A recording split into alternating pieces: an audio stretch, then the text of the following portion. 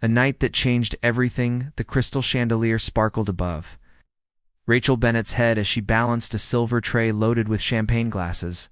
Her black uniform felt too tight. Her feet ached in the required heels, but she kept her professional smile fixed in place. The Montgomery Grand Hotel's ballroom was packed with people who spent more on a single outfit than she earned in 6 months. Rachel offered to a distinguished gentleman in a tailored suit. He took a glass without acknowledging her presence. She was invisible here. Just another server in a sea of wealth and privilege. Rachel had worked at the Montgomery for 3 years, taking every shift she could get. The money barely covered rent on her tiny apartment and the mounting bills from her mother's illness. Chronic kidney disease had transformed their lives into an endless cycle of medical appointments and crushing debt. Tonight's event, a charity gala for the city's elite, meant good tips if she could just get through the evening without incident. "Miss, could you bring more of those crab cakes to the West Terrace?" Her supervisor, Gerald, called out. Rachel nodded, setting down her tray to collect a fresh platter from the kitchen. The West Terrace overlooked the city skyline, where a smaller group of VIP guests enjoyed the cooler evening air. Rachel pushed through the glass doors, immediately feeling the temperature drop. She approached a cluster of well-dressed women, offering the appetizers with practiced grace. "These look divine," one woman said, her diamond necklace catching the light, "though I really shouldn't. My nutritionist would be horrified." Rachel smiled politely and moved to the next group. That's when she saw him. The man who commanded attention, James Blackwood, stood apart from the crowd, leaning against the terrace railing with a glass of scotch in his hand. Even in a room full of powerful people, he possessed a presence that drew the eye.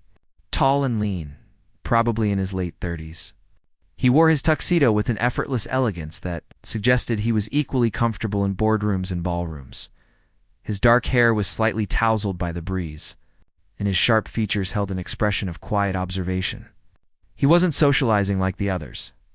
Instead, he watched the crowd with the detached interest of someone studying a fascinating experiment. Rachel had seen his photo in business magazines. James Blackwood, founder of Blackwood Industries, a technology and investment empire that had made him one of the youngest billionaires in the country. The media called him a genius, a visionary, and occasionally a ruthless competitor who crushed anyone who stood in his way. She started to turn away, not wanting to intrude on his solitude, when her heel caught on the terrace's uneven stone.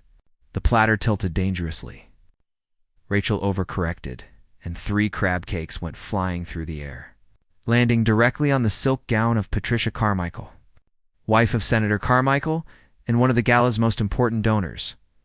When disaster strikes time seemed to freeze, Patricia's shriek cut through the evening air like a siren. "You clumsy fool. Do you have any idea what this dress cost?" Rachel's heart plummeted. Her hands shook as she set down the platter and grabbed napkins. "I'm so sorry, Mrs. Carmichael. Please, let me help." "Don't touch me." Patricia slapped Rachel's hand away, her face flushed with rage. "Gerald, get over here this instant." The supervisor appeared within seconds, his expression panicked. A crowd had gathered, whispers spreading like wildfire. Rachel felt tears burning behind her eyes. She couldn't afford to lose this job. Her mother's dialysis treatments, the medication, the rent, everything depended on her income. "Mrs. Carmichael, I apologize profusely," Gerald stammered. "This employee will be terminated immediately. We'll cover all cleaning costs, of course." Terminated. She should be arrested for assault. Patricia's voice rose higher. "I want her banned from every venue in this city." Rachel stood frozen, watching her life crumble. Without this job, she couldn't pay next month's medical bills. Her mother would have to stop treatment. The thought made her dizzy. That seems excessive. The voice was calm, cultured, with a hint of amusement. Everyone turned. James Blackwood had approached the commotion, his scotch still in hand, his expression mildly interested. "Mr. Blackwood," Patricia's anger faltered slightly. Even she couldn't afford to offend someone of his stature. "This girl ruined my gown." "Accidents happen," James replied, his dark eyes moving to Rachel. "Especially when people are forced to work 12-hour shifts in uncomfortable shoes while carrying heavy trays. Rachel stared at him, confused. How did he know about her shift length? The dress can be cleaned or replaced, James continued. Surely your compassion extends to honest mistakes, especially at a charity event designed to help those less fortunate. The subtle rebuke was masterful. Patricia couldn't argue without appearing heartless in front of the city's elite. Her mouth opened and closed, seeking a response. I'll personally cover any costs, James added. And I believe this young woman deserves a break rather than termination. Gerald, was it? Perhaps she could take 15 minutes to compose herself. Gerald looked between James and Patricia, clearly torn. But James Blackwood's influence outweighed even the senator's wife. Of course, Mr. Blackwood. Rachel, take a break in the staff lounge. Okay, an unexpected conversation. Rachel fled before anyone could change their minds. She made it to the employee area before the tears came, silent and hot against her cheeks. She'd been so close to disaster, saved only by the intervention of a man she'd never met. She splashed cold water on her face, trying to salvage her makeup.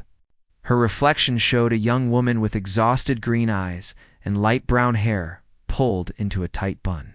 She looked exactly like what she was, someone barely holding it together. A knock on the door startled her. It's occupied, she called out. Miss Bennett, it's James Blackwood. May I have a moment? Rachel's heart nearly stopped. She quickly dried her face and opened the door. James stood in the narrow hallway, somehow making the dingy staff area look like it belonged in a different building entirely. Mr. Blackwood, I don't know how to thank you, Rachel began. He held up a hand. No thanks necessary. But I do have a question. How did you know I was watching the crowd earlier? The unexpected question caught her off guard. I didn't really... I just noticed you seemed separate from everyone else. Like you were observing rather than participating. A slight smile touched his lips. Perceptive. Most people see what they expect to see. You actually looked. He studied her with those intense dark eyes. Rachel Bennett, 24 years old, associate degree from community college, dropped out after 2 years. Mother Linda Bennett, currently receiving dialysis treatment at Metro General. Father, unknown, abandoned the family when you were 8. You work 3 jobs, this being your primary source of income. Rachel felt the blood drain from her face. How do you know all that? I make it my business to know things, James replied simply. Especially when something interests me. You've been serving at events I've attended for over a year. I've watched you work, observed how you interact with people, how you handle difficult situations. Tonight confirmed my assessment. Your assessment of what? Rachel's voice trembled slightly. That you're exactly who I need. James reached into his jacket and produced a business card. I have a proposition for you, Miss Bennett. My executive assistant recently resigned, and I require someone with particular qualities. Intelligence, discretion, the ability to remain calm under pressure, and most importantly, someone who understands what it means to fight for survival. Rachel stared at the card, elegant black lettering on cream paper. I'm not qualified to be anyone's executive assistant, Mr. Blackwood. I didn't even finish college. Traditional qualifications bore me, James said. I need someone hungry enough to work hard, smart enough to learn quickly, and desperate enough to be loyal. You fit all 3 criteria. The word desperate stung, probably because it was true. What would this position entail? Managing my schedule, handling correspondence, accompanying me to business functions, ensuring my household runs smoothly. The salary is $200,000 annually. Plus full medical benefits that would include coverage for your mother's treatment at the best facility in the state. Peace. Rachel's knees went weak. $200,000. Her mother could get the kidney transplant she needed. They could move out of their cramped apartment. She could finish her degree. Why me? She whispered. You could hire anyone. Look at James's expression shifted, becoming harder to read. Because everyone else wants something from me. Money, connections, status. You just want to save your mother. That kind of motivation is pure. It's also predictable, which makes it useful. The honesty was brutal, but somehow refreshing. At least he wasn't pretending this was about her qualifications. There are conditions, James continued. You would need to be available 24/7. The position requires living on my estate in the staff quarters. You would have limited contact with your previous life for security and discretion purposes. And you would sign a comprehensive non-disclosure agreement regarding everything you see or hear. Warning bells rang in Rachel's mind. What exactly would I be seeing or hearing that requires that level of secrecy?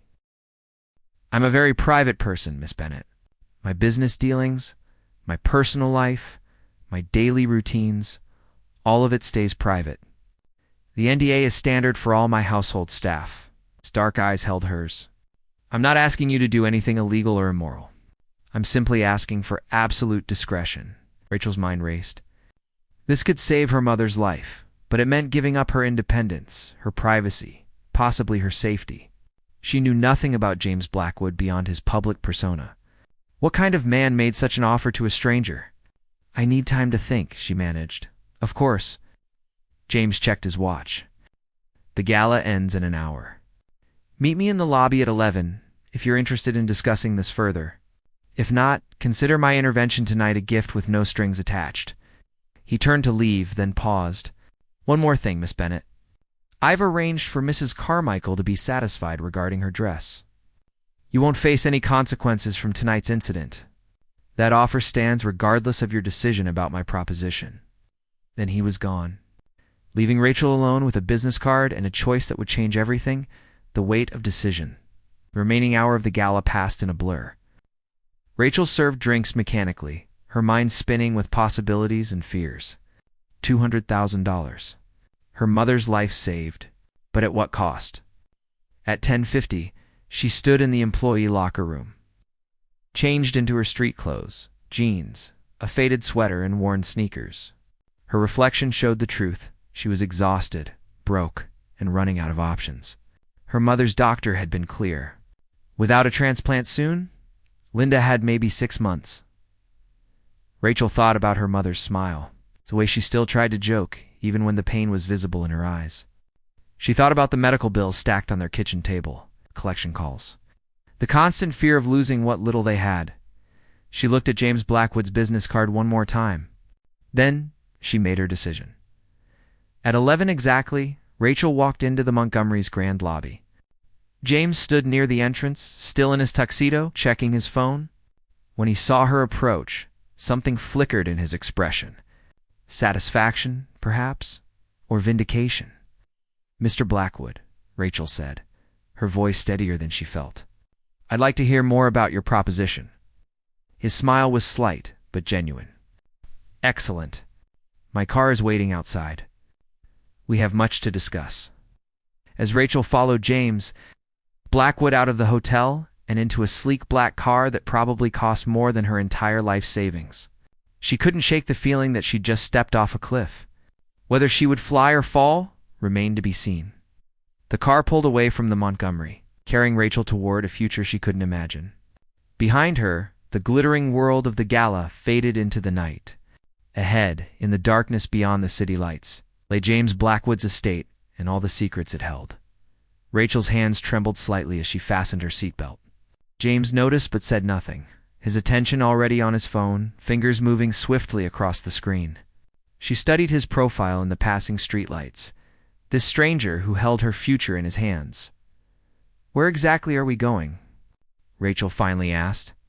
James glanced up, his dark eyes unreadable in the dim light. To discuss your new life, Miss Bennett. If you choose to accept it. The car accelerated, leaving the familiar streets of her old life behind, racing towards something unknown. Rachel took a deep breath and steeled herself for whatever came next. For her mother, she would face anything, even the mysterious James Blackwood and whatever secrets he was hiding. Behind gilded gates, the car wound through increasingly exclusive neighborhoods, each street darker and more private than the last. Rachel watched the city lights fade behind them as they climbed into the hills where the truly wealthy lived. Hidden behind gates and guards, James's estate appeared suddenly. A sprawling modern mansion of glass and stone that seemed to emerge from the hillside itself. Security lights illuminated manicured lawns and contemporary architecture that blended sharp angles with natural elements.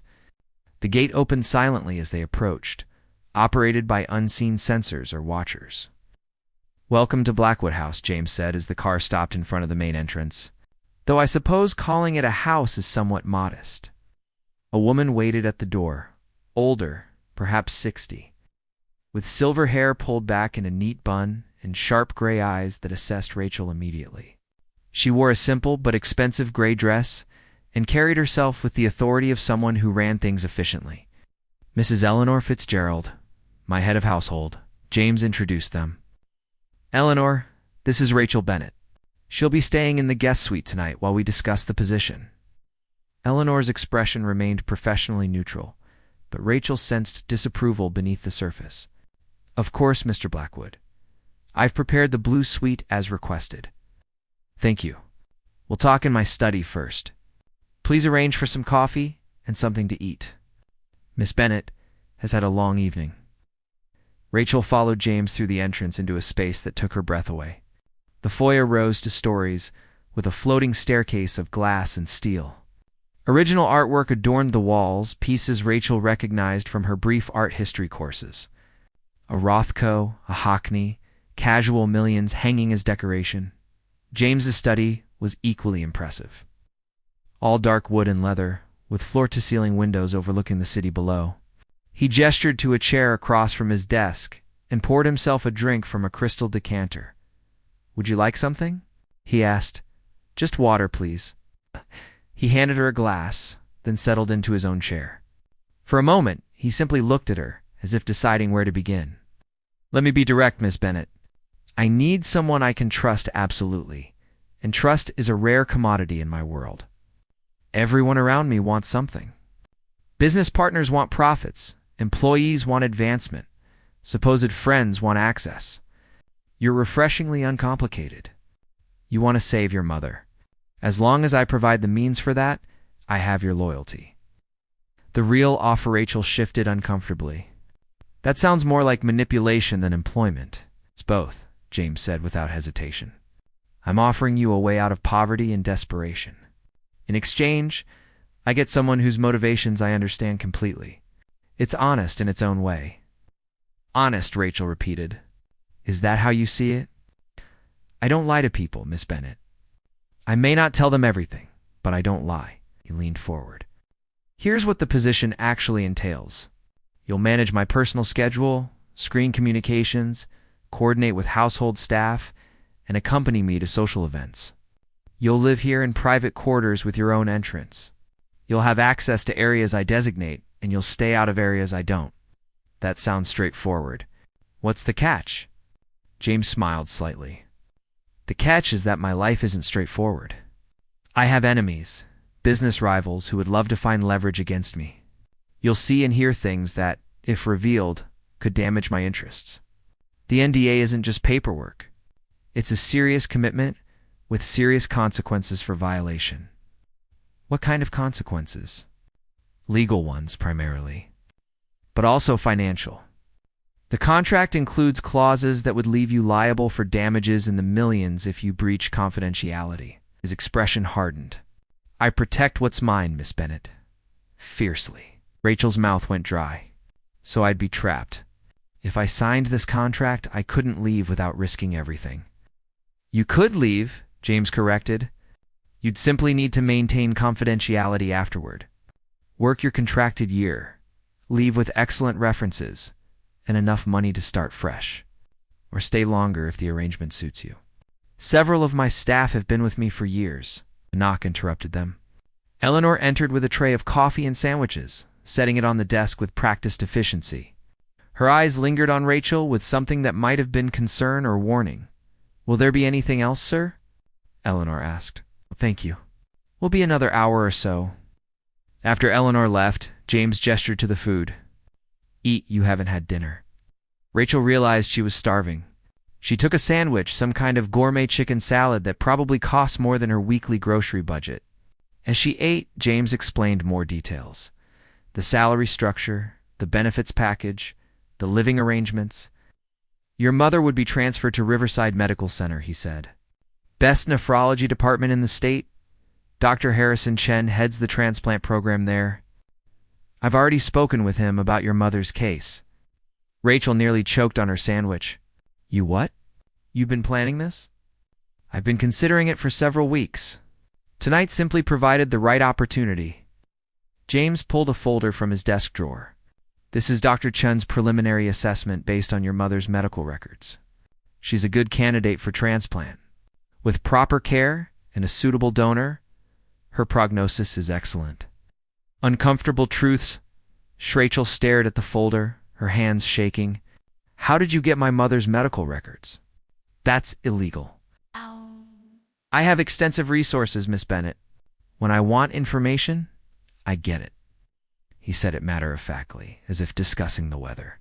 You can be outraged about the violation of privacy, or you can focus on the fact that I'm offering your mother a chance at life.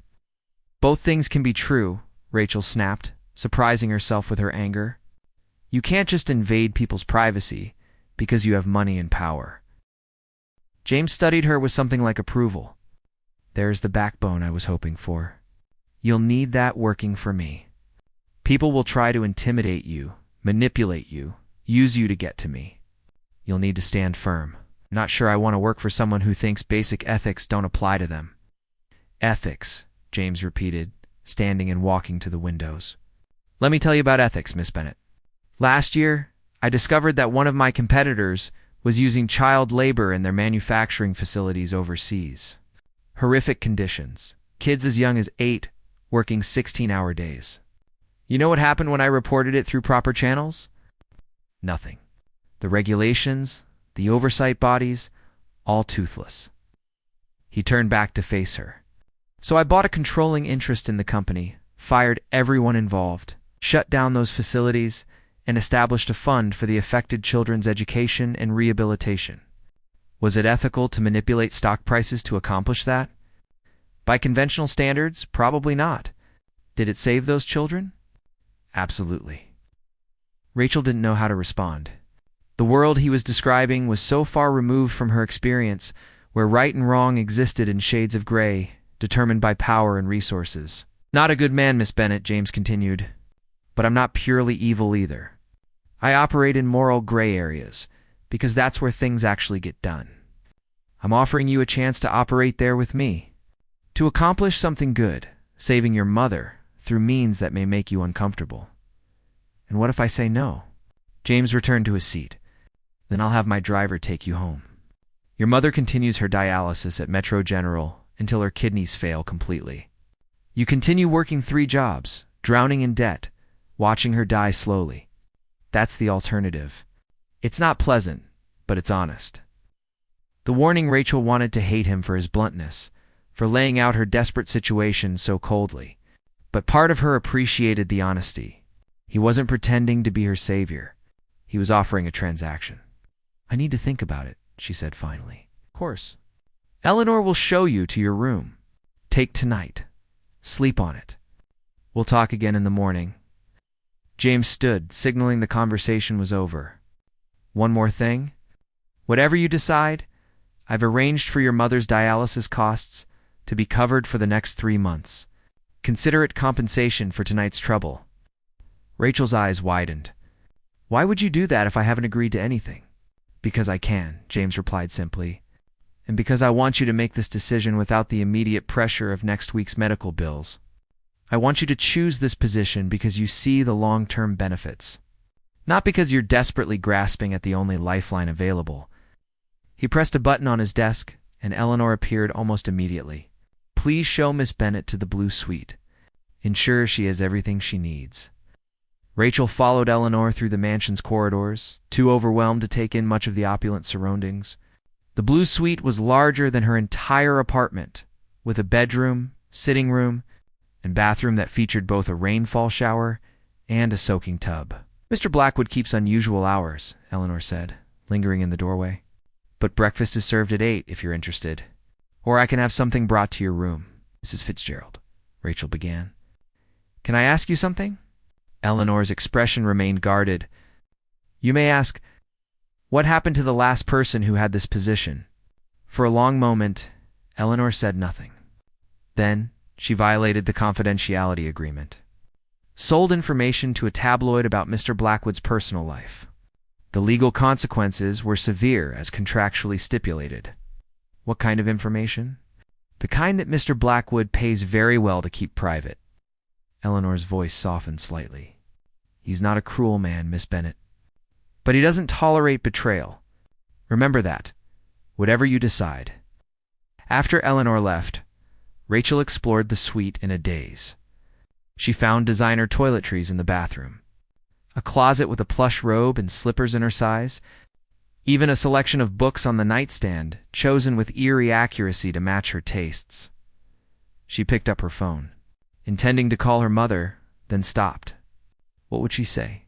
That a billionaire had offered her a fortune to be his assistant, that he'd somehow obtained private medical records and arranged for treatment at the best facility in the state, that she was considering binding herself to a man who admitted to operating outside conventional ethics. Instead, she opened her web browser and searched for James Blackwood. The results were extensive: business profiles, Forbes interviews, society page photos. But there was surprisingly little personal information. No mention of family, no romantic relationships, no scandals beyond the usual speculation about his business tactics. She found one article from 5 years ago, a human interest piece about his rise from poverty. James Blackwood, it turned out, had grown up in foster care, bouncing between homes, putting himself through community college while working night shifts at a warehouse. His first business venture, a small tech startup, had been funded with money he'd saved over 3 years of brutal work schedules. The article painted him as a self-made success story, someone who understood struggle and used his wealth to create opportunities for others. But it was 5 years old, written when he was still building his empire. What had he become since then? A sleepless night Rachel barely slept.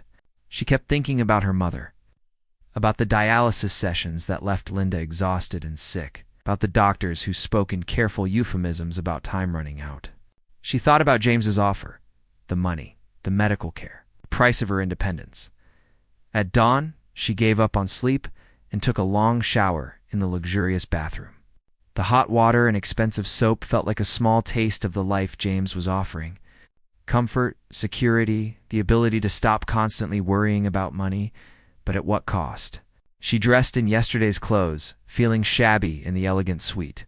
A knock came at 7:30, Miss Bennet. Eleanor's voice. Mr. Blackwood would like to see you in the breakfast room if you're available. Rachel followed Eleanor to a sun-filled room with windows overlooking the gardens. James sat at the table, dressed casually in dark jeans and a gray sweater, reading something on his tablet. He looked up when she entered. Good morning. I hope you slept well. He gestured to the spread of food on the sideboard. Fresh fruit, pastries, eggs, bacon, everything beautifully arranged. Really, Rachel admitted, helping herself to coffee and toast. Understandable. It's a significant decision. James set aside his tablet. Have you made that decision? Rachel sat down across from him, cradling her coffee cup. I have questions first. About what happened to your last assistant? Eleanor told you, I assume? Rebecca sold information about my private life to a tabloid. She was compensated well for her betrayal, though not as well as she'd hoped. The legal action I took ensured she'd be paying off the judgment for years. What information did she sell? James's expression darkened. Details about my past that I prefer to keep private. Nothing illegal, nothing scandalous by most standards. Simply personal matters that are no one's business but my own. And you destroyed her life over it. I enforced a legally binding contract she signed willingly, James corrected. She knew the consequences of betrayal. She chose to betray me anyway. He leaned forward. I'm not trying to frighten you, Miss Bennet. I'm trying to be clear about expectations. Loyalty is rewarded generously. Betrayal is punished appropriately. The choice Rachel thought about her mother, about Dr. Chun's assessment, about the possibility of a real future instead of just survival. She thought about James's gray morality, his casual invasion of privacy, his ruthless protection of his interests. If I agree, she said slowly, I have conditions of my own. James raised an eyebrow. Go on. I want my mother moved to Riverside immediately before I start work. I want to see the full employment contract reviewed by a lawyer of my choosing before I sign. And I want your word that if I complete my contracted year without breaching confidentiality, I can leave with no retaliation, legal or otherwise. Done, done, and done, James said without hesitation. Anything else? Yes. I want to know why you're really doing this. The truth, not the explanation about predictable motivation. James was quiet for a moment, his dark eyes studying her face. The truth. I'm tired of being surrounded by people who see me as a resource to exploit. I want someone around who's genuine, who hasn't been corrupted by wealth and power yet. Call it a social experiment if you want. I'm curious to see if someone like you can maintain their integrity in my world, or if it will eventually corrupt you like it does everyone else. The honesty was brutal, reducing her to a curiosity, an experiment, but it rang true in a way his earlier explanations hadn't. That's incredibly condescending, Rachel said. Yes, James agreed. It is, but it's also honest, which is more than most people in my position would give you. He extended his hand across the table. So, Miss Bennet, do we have an agreement? Rachel looked at his hand, at the calluses she could see on his palm despite his wealth, remnants of his working-class past. She thought about her mother's smile, about the possibility of saving her life, about the strange, dangerous path she was about to walk. She reached out and shook his hand. His grip was firm, warm, and somehow final. We have an agreement, she said. James smiled, and for the first time, it reached his eyes. Excellent. Welcome to Blackwood House, Rachel. Eleanor will handle the practical arrangements. Your mother will be transferred this afternoon. Take today to settle things with your current employers and pack your belongings. Tomorrow, your new life begins. As Rachel left the breakfast room, her hands still tingling from James's handshake. She couldn't shake the feeling that she'd just made a deal she didn't fully understand. But when her phone rang an hour later and she heard her mother's doctor explaining about the transfer to Riverside, about Dr. Chen's optimism, about the possibility of a transplant, she knew she'd made the only choice she could. Whatever James Blackwood's true motives, whatever price she would ultimately pay, saving her mother's life was worth it. She just hoped she was right. Rachel's first week at Blackwood House passed in a whirlwind of new routines and overwhelming information. Eleanor proved to be a demanding teacher, drilling Rachel on James's preferences, schedules, and the complex web of people in his business and social circles. Mr. Blackwood takes his coffee black.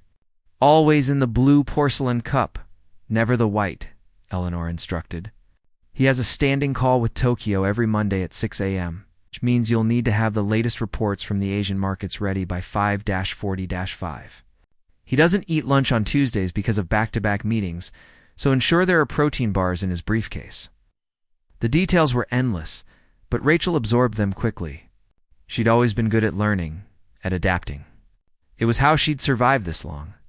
James himself was often absent those first days, traveling or locked in his study for hours-long video conferences. When Rachel did see him, he was focused, intense, barely acknowledging her presence beyond brief instructions or questions about his schedule. But Rachel was learning things Eleanor didn't teach. She noticed that James rubbed his left shoulder when he was stressed, a tell that suggested an old injury. She observed that he never ate seafood, despite the chef's excellent preparation, and that he had nightmares.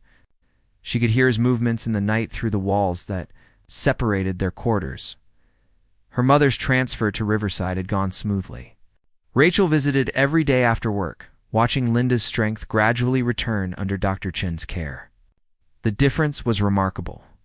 Better medication, better facilities, and the hope of a transplant, all combined to give her mother something she hadn't had in years, a future.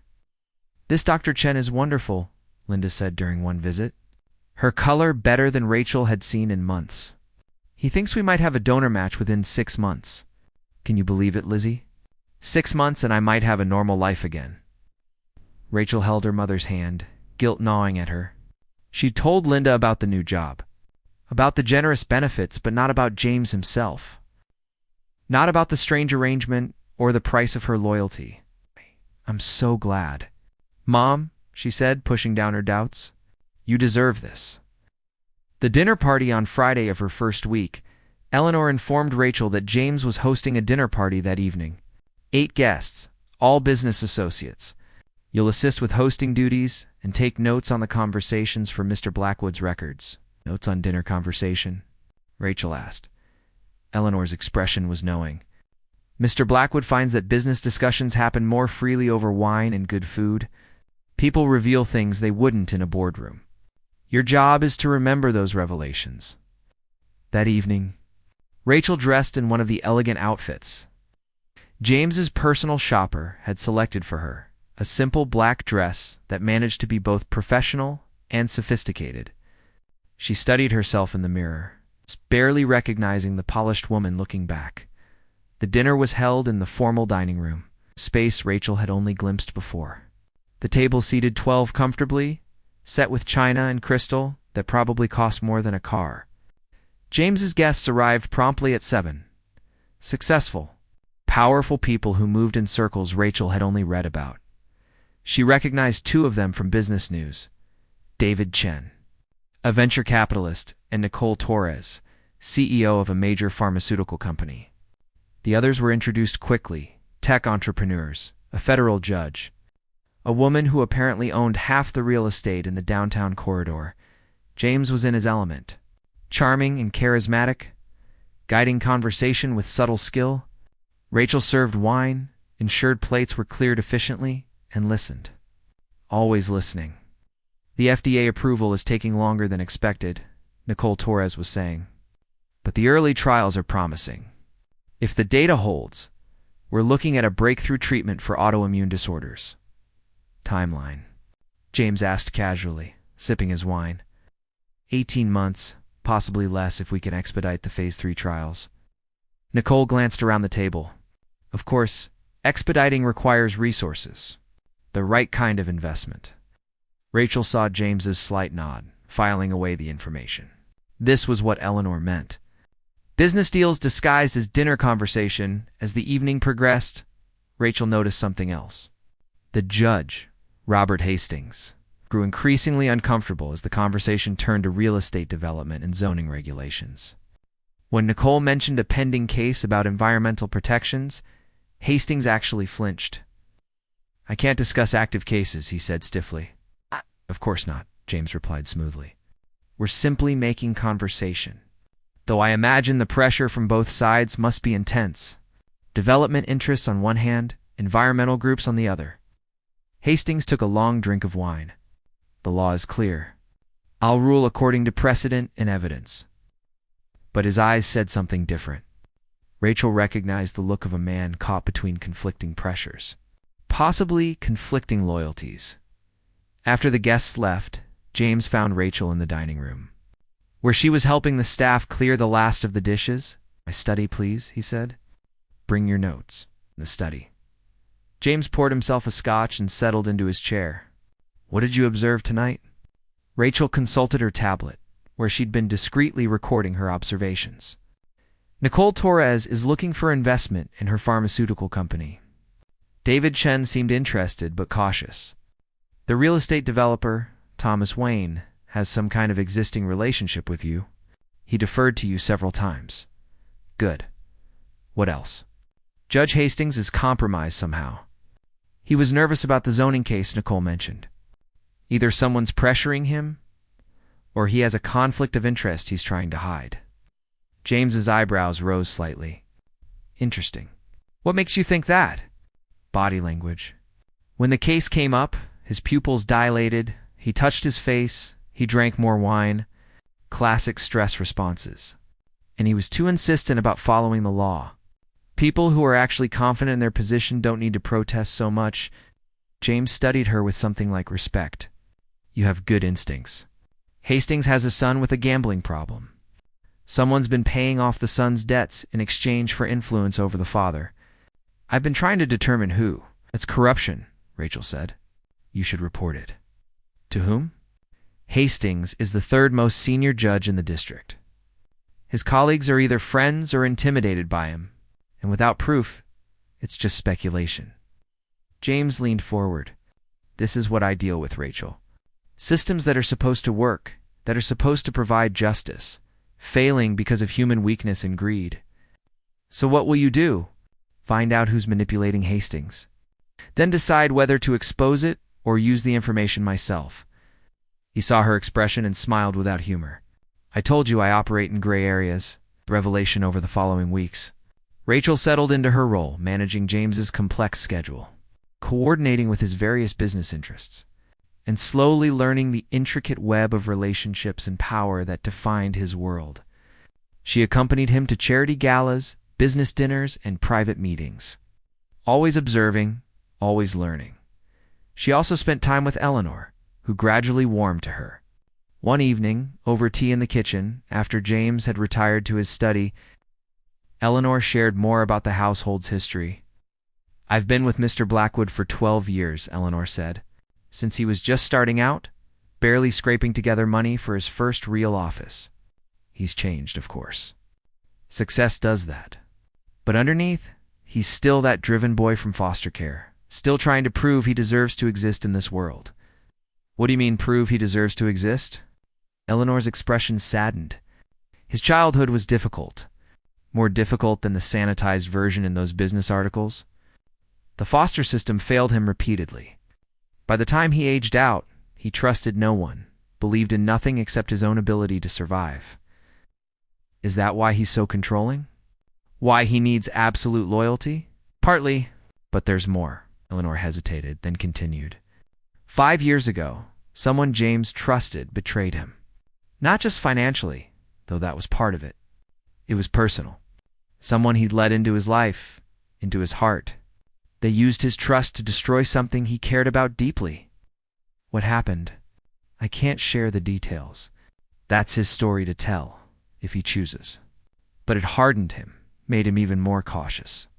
Rebecca, your predecessor, reminded him why that caution was necessary. Rachel absorbed this, understanding James a little better. He wasn't just paranoid or controlling. He was protecting wounds that had never properly healed. A few days later, Rachel discovered something that changed everything. James had asked her to retrieve a file from his study while he was in meetings downtown. The file was in his desk, exactly where he'd said. But as Rachel pulled it out, another folder fell to the floor, spilling its contents. As she gathered the papers, her own face stared back at her from a photograph. Not just one photo. Dozens. Rachel at the Montgomery, serving drinks at various events over the past year. Rachel leaving her apartment. Rachel visiting her mother at Metro General. A complete surveillance record of her life before. James had made his offer. Her hand shook as she found the investigator's report attached to the photos. It detailed everything. Her finances, her mother's medical condition, even her college transcripts and employment history. But it went further, analyzing her psychology, her behaviors, predicting how she would respond to different pressures. Subject displays strong loyalty to family and moral consistency in values, the report read. Financial desperation combined with filial devotion creates ideal conditions for controlled recruitment. Recommend approach during moment of crisis to maximize compliance and gratitude. Rachel felt sick. The spilled champagne, James's intervention, his perfectly timed offer, none of it had been coincidence. He'd orchestrated everything, manipulated her into a position where she'd have no choice but to accept his proposition. She was still sitting on the floor, surrounded by evidence of his manipulation. When James walked in, he stopped, took in the scene, and sighed. I was going to tell you eventually. Tell me what? Rachel's voice shook with fury. That you stalked me for a year? That you engineered that whole disaster at the gala? That everything you said about recognizing something in me was a lie? I didn't engineer the spilled champagne, James said calmly. That was genuinely an accident. But yes, I'd been observing you, researching you, looking for the right opportunity. Why? Rachel stood, the papers still clutched in her hands. Why go to such lengths? You could have just offered me the job, because I needed to understand you completely. I needed to know exactly what motivated you, what scared you, what you valued most. I needed to be certain you were who I thought you were. And who did you think I was? James moved closer, his expression intense. Someone like me. Someone who'd been broken by circumstances beyond their control, but refused to stay broken. Someone who understood survival, sacrifice, loyalty. Someone who could see the world as it really is, not as we wish it would be. The truth comes out, you don't know anything about me, Rachel said. You just know facts you paid an investigator to collect. I know you dropped out of school to care for your mother even though it meant destroying your own future. I know you work yourself to exhaustion at jobs that barely pay enough to survive. I know you've never once complained, never given up, never taken the easy path even when it was offered. What easy path? I've never had any easy path. James pulled another folder from his desk and handed it to her. Inside were job offers, scholarship opportunities. Even a marriage proposal from a wealthy older man Rachel had met briefly at one event. All dated within the past year. All declined. I wanted to see what you'd do when offered ways out, James said. The scholarship required you to leave your mother for a year abroad. You turned it down immediately. The job offers would have meant relocating. You didn't even respond. And the marriage proposal. That man was 70 and wanted a trophy wife, Rachel interrupted. Of course I turned him down. He was also worth $200 million in terminal. He specifically stated he just wanted companionship for his final year and would leave you financially secure afterward. You could have solved all your problems by spending 1 year being kind to a lonely, dying man. But you wouldn't do it because it felt like using him. Rachel stared at the folders, at the evidence of opportunities she'd rejected without even really considering them. You tested me. Like I was some kind of experiment, yes, James admitted. Because I needed to be absolutely certain of who you were before I brought you into my life. Before I trusted you with everything. Trusted me with what? Your schedule? Your coffee preferences? With the truth, James said quietly. With who I really am. What I'm really doing. Something in his tone made Rachel pause. What are you talking about? James walked to the window, gazing out at the city below. Everything you've seen so far, the business dinners, the social events, the careful observation of powerful people, it's all been preparation. For you to understand the real work. What real work? He turned back to face her. I'm not just a businessman, Rachel. I'm someone who spent the last 5 years carefully, methodically documenting corruption in every level of this city's power structure. Judges, politicians, business leaders, all of them compromised. All of them betraying the public trust. And I'm going to expose all of it. Rachel's mind reeled. Why? Why risk everything you've built? Because 5 years ago, the person I trusted used information about my past to destroy something I'd created. A community center in the neighborhood where I grew up. I'd funded it privately, anonymously, because I wanted to give kids like me a chance. Someone found out, exposed my involvement, and then burned it down. Literally burned it to the ground. 3 children died in that fire. The pain in James's voice was raw, real. The investigation was buried.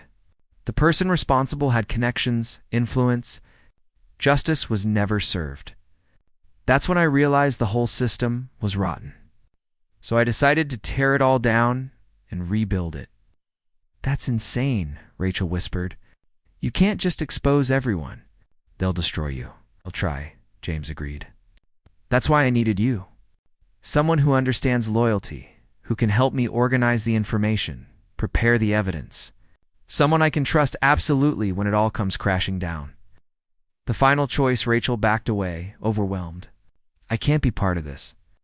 This isn't what I signed up for. Yes, it is, James said firmly. You just didn't know it yet. Everything in that contract, the confidentiality, the loyalty requirements, the consequences for betrayal, it was all leading to this moment. To you, standing here, knowing the truth, and choosing what to do with it. This is exactly what you said you hated, Rachel accused. Manipulation. Using people. You've been manipulating me this entire time. I've been preparing you, James corrected. There's a difference. I gave you real choices, Rachel. You could have walked away at any point. You chose to stay, because my mother's life depends on it. Your mother's care is guaranteed for 5 years, regardless of whether you stay or leave. It's in your contract, Clause 17. Did you not read it? Rachel froze. She had read the contract, but she'd been so focused on the confidentiality and loyalty clauses that she'd missed it. 5 years of medical care, paid in full, even if she quit tomorrow. You mean I've had the freedom to leave this whole time? Yes, James said simply. The only thing keeping you here is your own choice. Your desire to help, to be part of something meaningful, to use your intelligence and instincts for something that matters. Rachel sat down hard, her legs suddenly weak. I don't understand. If I was free to leave, why all the manipulation? Why the surveillance and testing? Because I needed to know who you really were before I could trust you with this. The surveillance showed me your actions. The test showed me your character, and everything since has shown me your capability. James moved closer, his expression earnest. I'm not asking you to be my assistant anymore, Rachel. I'm asking you to be my partner in the most important thing I'll ever do, exposing corruption that could get us both killed. Possibly. Probably not killed, but certainly destroyed professionally and financially. Unless we're very, very careful. Unless we work together perfectly. Rachel thought about the judge with the compromised son. About the business deals disguised as dinner conversation. About James's careful documentation of every interaction, every revelation. He'd been building a case all along, and she'd been helping without realizing it. The dinner parties, she said slowly. The notes I've been taking. You've been gathering evidence. You've been gathering evidence, James corrected. Your observations have been invaluable. You see things I miss, connections I don't make. Together, we have something powerful. Why should I trust you? You've lied to me from the beginning. I've never lied to you. I've withheld information, yes. Manipulated circumstances, absolutely. But I've never once told you something false. James knelt down so he was at eye level with her. I won't lie to you now, Rachel. This is dangerous. It could cost you everything. But it could also change everything for this city. For people who can't fight for themselves. For kids growing up like I did who deserve better than a corrupt system. Rachel looked into his dark eyes, seeing past the manipulation, past the careful control, to something genuine underneath. Pain, purpose, the kind of determination that came from loss and transformed. Into mission, she thought about her mother. About the medical care that was guaranteed regardless of her choice. She thought about the 3 children who died in a fire because justice had been bought and sold. She thought about all the people suffering because the powerful protected each other instead of serving those who needed protection.